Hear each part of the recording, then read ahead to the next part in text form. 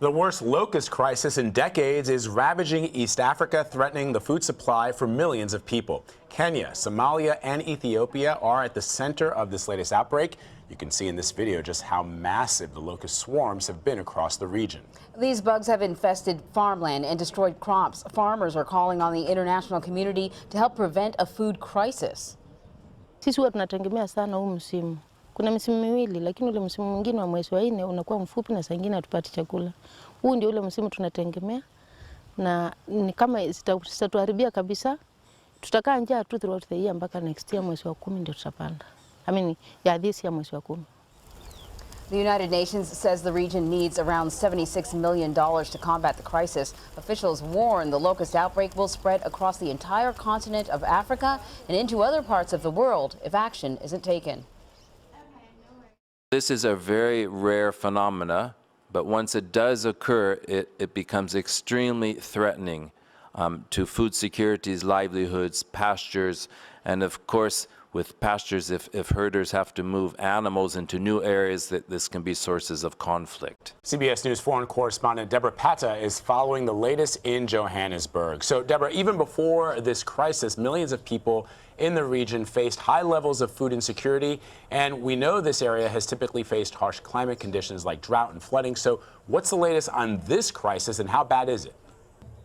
Well, as you just mentioned, $76 million bad. That's how much the United Nations says it needs to combat this outbreak. And they're making no bones about it. They need that money now. It's the worst in 70 years for Kenya and in quarter of a century for Somalia and Ethiopia. And just to give you a sense of how big these swarms are, one was spotted in a part of Kenya that contained about 200 billion of these creatures, and in the sky it occupied a space 3 times the size of New York City.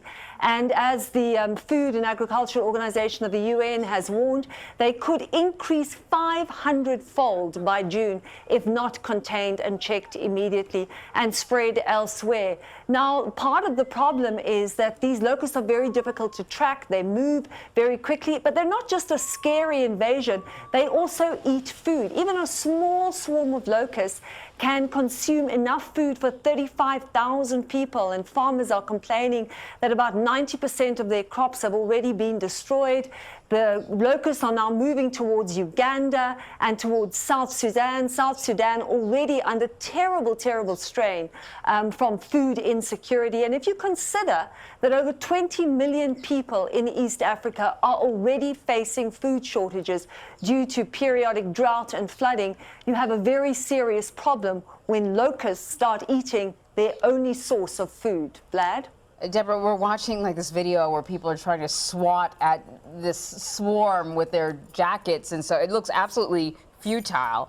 What exactly is causing the outbreak to escalate the way it has? Well, you know, as many people have mentioned, these swarms look almost biblical, and while it may be very tempting to blame some kind of higher power here, there are some very obvious suspects, and one of those is a changing climate. These locusts were actually spotted 18 months ago in the Arabian Peninsula. They then moved to Yemen by July last year, and already the FAO was warning that if left unchecked, if preventative measures were not put in place, they would then move to Kenya. Well, they weren't, and now they're in Kenya.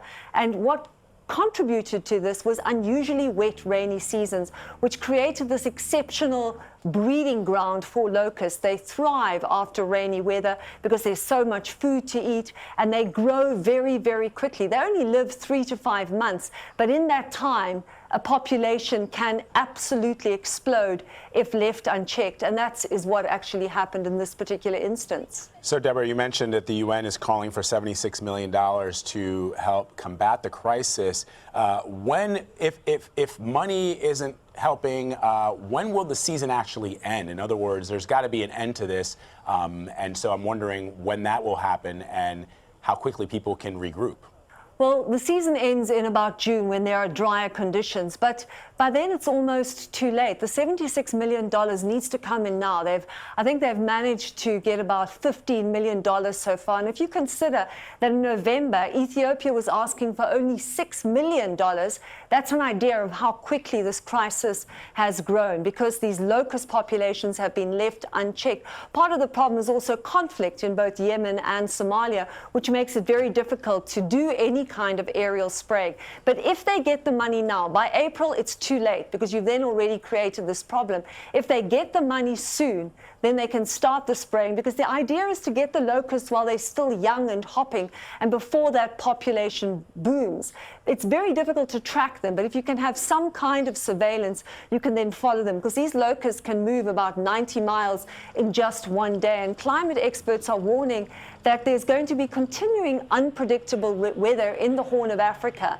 And so it's going to be very difficult to anticipate when these locusts may breed again and in such quantities. So if you can put those measures in place now and get that money, that really is the ideal solution. Otherwise, then you have a food crisis problem in an area that's already facing massive, massive food shortages. All right, heartbreaking images there for the folks who will have to suffer and deal with this until June, which is a pretty long time away. Deborah Patta for us in Johannesburg. Deborah, thank you.